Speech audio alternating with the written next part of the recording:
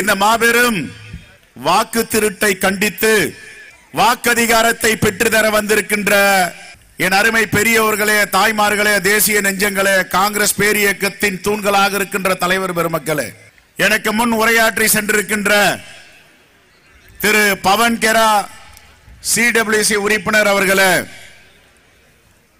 மேனாள் நிதியமைச்சர் திரு ப சிதம்பரம் அவர்களே, எனக்கு பிறகு நிறைவாக உரையாற்ற இருக்கின்ற நம்முடைய அகில இந்திய பொறுப்பாளர் மரியாதைக்குரிய திரு கிரீஷ் சோடங்கர் அவர்களே, நம்முடைய அகில இந்திய செயலாளர், நான் பேசவில்லை என்றாலும் பரவாயில்லை, மக்களை காக்க வைக்க வேண்டாம் என்று பெருந்தன்மையோடு நீங்கள் உரையாற்றுங்கள் என்று அமைதியாக உங்களை உற்சாகப்படுத்தி இருக்கின்ற திரு சுரேஷ் எக்கடே அவர்களே, நம்முடைய சட்டமன்ற கட்சி தலைவர் அன்பு சகோதரர் செல்வ ராஜேஷ்குமார் அவர்களே, மேனாள் தலைவர்கள் என் அருமை அண்ணன் திருநாவுக்கரசர் அவர்களே, அருமை அண்ணன் KV தங்கபால் அவர்களே, நாடாளுமன்ற உறுப்பினர்கள் அன்பு சகோதரர் சசிகாந்த் செந்தில் அவர்களே, விஜய் வசந்த் அவர்களே, இந்த நிகழ்ச்சியை வெற்றி பெறுவதற்கு அன்பு சகோதரர் பொருளாளர் திரு ரூபியார் மனோகரன் அவர்களும்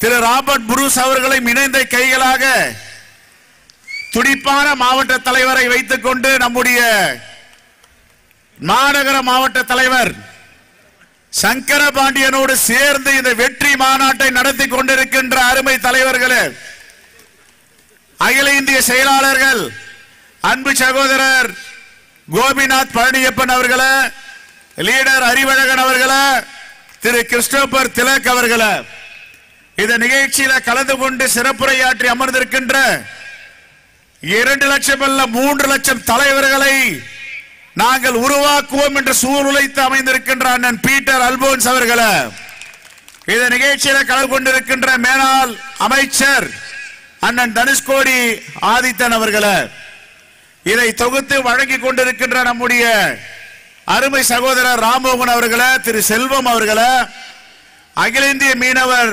இயக்கத்தின் தலைவர் திரு பெர்னாண்டோ அவர்களே, அருமை சகோதரர் ஆம்ஸ்டாங் அவர்களே, இந்த நிகழ்ச்சியில கலந்து கொண்டு சிறப்பித்துக் கொண்டிருக்கின்ற என் அருமை அண்ணன் சொர்ணா சேதுராமன் அவர்களே, சட்டமன்ற உறுப்பினர்களே, நாடாளுமன்ற உறுப்பினர்களே, ஒரு நாட்டுக்கு விடுதலை வாங்கி தர வேண்டும் என்றால் தூக்கு மேடை வரை செல்வோம் என்று இருக்கின்ற சுதந்திர போராட்ட வீரர்கள் நம்முடைய முப்பாட்டன்கள் பாட்டன்கள், எவ்வளவு தூரம் வேண்டுமானால் நாங்கள் போராடுவோம்.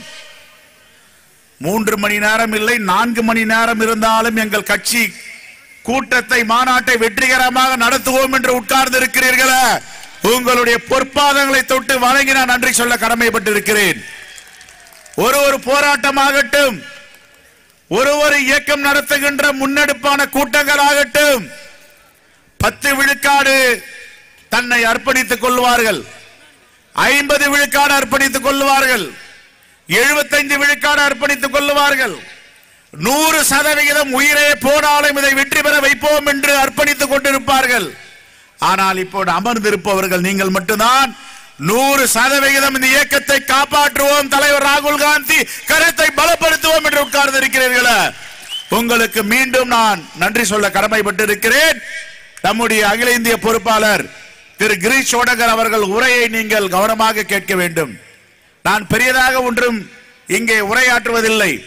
தலைவர் பெருமக்கள் எல்லாம் இந்த நாட்டில் எப்படி வாக்கு திருட்டு நடந்தது, வாக்கதிகாரத்தை எப்படி நாம் மீட்டு தர வேண்டும் என்பதை எல்லாம் பதிவு செய்திருக்கிறார்கள். அவர்கள் முன்மொழிந்ததை நான் வழிமொழிகிறேன். ஆனால் இன்று காங்கிரஸ் பேரியக்கம் இல்லாமல் தமிழ்நாட்டில் அரசியல் அதிகாரத்தை ஏற்படுத்த முடியாது என்று தலைவர்கள் இங்கே பதிவு செய்திருக்கிறார்கள். அவர்கள் முன்மொழிந்ததை நான் வழிமொழிகிறேன். நேற்றைக்கு தினம் பாஜக தலைவர் சொல்லுகிறார், கூட்டணி என்றால் காங்கிரஸ் அமைதியாக இருக்கும் எந்த காலத்திலும் என்று. அந்த தலைவர்களுக்கு சொல்லுகிறேன், சட்டப்பேரவையில் ஆகட்டும் மக்கள் மன்றத்தில் ஆகட்டும் தொடர்ந்து மக்களுக்கு எதிராக ஏதாவது நடக்கிறது என்றால் அங்கே குரல் கொடுக்கின்ற முதல் இயக்கம் காங்கிரஸ் பேரியக்கம் என்பதை மறந்துவிடக் கூடாது. நான் ஆதாரத்தோடு சொல்லுகிறேன். நம்முடைய அகில இந்திய பொறுப்பாளர் கிரீஷ் சோடங்கர்ஜி அவர்கள் வந்திருக்கிறார், திரு சுரேஷ் அவர்கள் வந்திருக்கிறார். Sir, first the Tamil Nadu government brought electricity bill hike. the first party given voice of the people, the Congress party.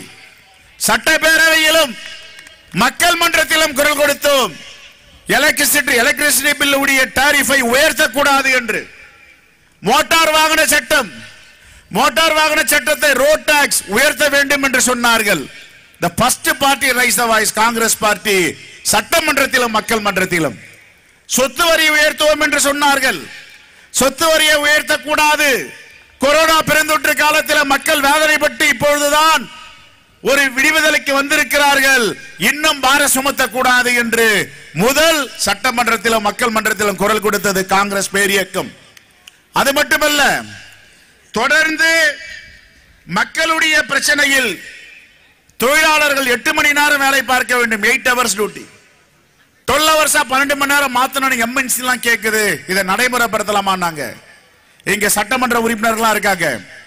முதல் கம்யூனிஸ்டும் காங்கிரசும் இதை நடைமுறைப்படுத்தக்கூடாது என்று நாங்கள் அங்கே பதிவு செய்திருக்கிறோம். ஆனால் பாஜக தலைவர்கள் கூட்டணி என்றால் இவர்கள் அமைதியாக இருப்பார்கள் சொல்லுகிறார்களே. உங்களுக்கு சவால் விட்டு சொல்லுகிறோம், மக்களுடைய பிரச்சனையில் தமிழ்நாடு காங்கிரஸ் தொடர்ந்து குரல் கொடுத்து வருகிறது. சட்ட ஒழுங்கு பிரச்சனையா? சட்ட ஒழுங்கு பிரச்சனையை நடைமுறைப்படுத்த வேண்டும், பாதுகாக்க வேண்டும். காவல்துறையை இன்னும் மென்மேலும் மெருகெடுத்த வேண்டும், நவீனப்படுத்த வேண்டும் என்று தொடர்ந்து குரல் கொடுத்துக் கொண்டிருக்கிறோம். தூய்மை பணியாளர்கள் பிரச்சனை. தூய்மை பணியாளர்கள் அங்கே உண்ணாவிரதம் இருக்கும் பொழுது, போராட்டத்தில் ஈடுபடும் பொழுது நம்முடைய மாமன்ற உறுப்பினரோடு சென்று அவர்களுக்கு ஆதரவு கரம் நீட்டினோம். Sir, the scavenger workers strike. Only the Congress party participated. பத்திரிகைலாம் எழுதுறாங்க அகைன்ஸ்ட் கவர்மெண்ட், இவங்க குரல் கொடுக்கறாங்களே, கூட்டணியில் இருக்கிறாங்களேன்னு. அது பிரச்சனை இல்லை. மக்களுடைய பிரச்சனையை காங்கிரஸ் பேரியக்கம் மக்களுக்காக எடுக்கும் எடுக்கும் எடுக்கும் என்பதில் எந்தவித மாற்று கருத்தும் இருக்கக்கூடாது. அதை நாம் அனைவரும் மனதில் உட்கொள்ள வேண்டும். இப்ப தீர்மானம் போட்டிருக்கோம். இந்த தீர்மானத்தை எல்லாம் படிக்க தமிழ்நாடு அரசிற்கு நாங்கள் வலியுறுத்துகிறோம், இதையெல்லாம் நிறைவேற்ற வேண்டும் என்று. ஆனால் பாஜக என்ன சொல்றாங்க? கூட்டணி கட்சி எல்லாம் அமைதியா இருக்காங்க. இதை அவர்கள் ஒருபுறம் உள்வாங்கிக் கொள்ள வேண்டும். சட்டப்பேரவையிலும் சட்டமன்றத்திலும் மக்கள் மன்றத்திலும் பதிவு என்ன இருக்கு? நான் கேட்கிறேன், 2014ஆம் ஆண்டு எப்படி ஆட்சிக்கு வந்தீர்கள் பாஜக? வாக்கு திருடர்கள். Gujarat model, Gujarat model, Gujarat model மாதிரி இந்தியா முழுவதும் எல்லா மாநிலமும் ஜொலிக்க போதுன்னாங்க. ஆனா குஜராத் மாடல் என்னாச்சு? ஒரு வாக்குக்கு 15 லட்சம். 1 vote if it for BJP Lotus 15 lakhs will give நாங்க. பிளாக் மணியில சுவிஸ் பேங்க்ல இருந்து எடுத்துட்டு வந்து கொடுக்கறாங்க.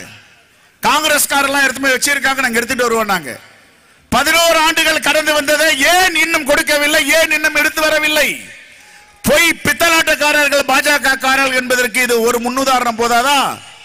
டாலர் விலையை 80ல 40 ரூபாய் குறைப்பேன்னாங்க.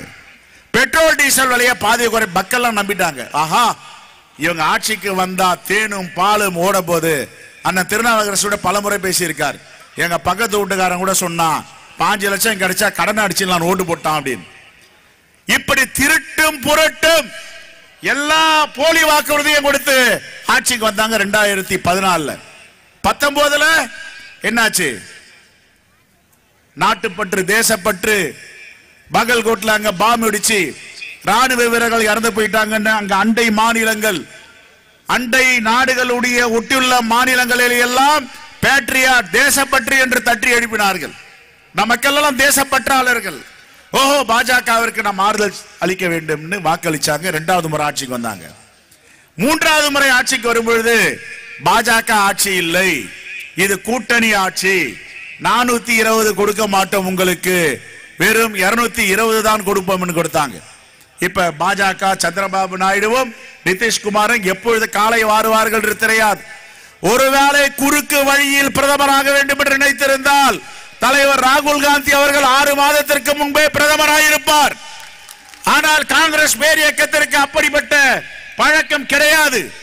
ஜனநாயகத்தை நாங்கள் வென்றெடுத்தவர்கள், ஜனநாயகம் எது சொல்லுகிறதோ அதை மதிப்பவர்கள், அரசியலமைப்பு சட்டத்தை பாதுகாப்பவர்கள். ஆகவே எங்களுக்கு வேண்டாம் கொள்ளைப்புறை வழியாக ஆட்சி அமைப்பது என்று உதாசீனப்படுத்தி விட்டார்கள், நிராகரித்து விட்டார்கள். மக்களிடம் செல்வோம். மேண்டேட், இந்த மேண்டேட் தான் முடிவு பண்ண போது. இந்த தேசத்தை யார் ஆள வேண்டும்? இந்த தேசத்தை ஆளக்கூடாது. ஆனா இவனுங்க 3 தேர்தல் எப்படி வெற்றி பெற்றாங்கன்னு இப்ப தலைவர் பெருமக்கள் சொன்னாங்க பாருங்க. ஓட்சோரி, வாக்குகளை திருடி, வாக்கதிகாரத்தை அபகரித்து குறுக்கு வழியில ஆட்சிக்கு வந்தவர்கள் தான் பாஜக காரர்கள் என்பதை அழுத்த திருத்தமாக ஒரு கிராமங்களிலும் ஒரு வீடுகளிலும் சொல்ல வேண்டும். இதைதான் இந்த தேசத்துடைய முகமாக, இந்த தேசத்துடைய குரலாக, face of the country, voice of the country என்று சொல்லுகின்ற தலைவர் ராகுல் காந்தி அவர்கள் இந்த தேச இறையாண்மையை பாதுகாத்திருக்கிறார், வாக்கு சுதந்திரத்தை பாதுகாத்திருக்கிறார். இன்று நீங்கள் வாக்குகளை திருடுகிறீர்கள் என்றால், பறிக்கிறீர்கள் என்றால், நாளைக்கு குடியுரிமையை பறிக்கப் போகிறீர்கள். இதுதான் இந்த தேசத்தில் நடக்கின்ற அநீதி. இந்த அநீதியை தட்டி கேட்க ஒரு பிதா மகன் இந்த தேசத்தில் பிறந்திருக்கிறார் என்றால் அவர் தான் நம்முடைய தலைவர் ராகுல் காந்தி என்பதை யாரும் மறந்துவிட முடியாது. ஆகவே அருமை தோழர்களே, இது ஒரு ட்ரையல் மீட்டிங்.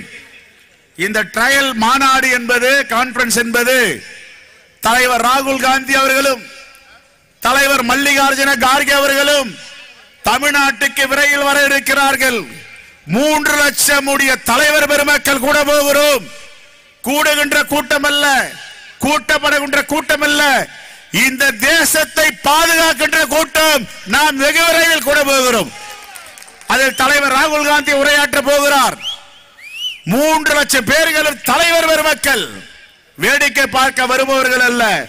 கூட்டம் ஆரம்பித்த முதல் முடியும் வரை எங்களுடைய தேச பக்தர்கள், இந்த தேசத்தை பாதுகாக்கின்ற காங்கிரஸ் பேரியக்கத்தின் தோழர்கள், தலைவர்கள், தொண்டர்கள் அனைவரும் நாங்கள் காத்திருப்போம் ராகுல் காந்தி வருகைக்காக என்று இப்போதே நாம் முழக்கங்களை ஆரம்பிப்போம். தலைவர் ராகுல் காந்தி, தலைவர் ராகுல் காந்தி, தலைவர் ராகுல் காந்தி. ஜெய் ஹிந்த்.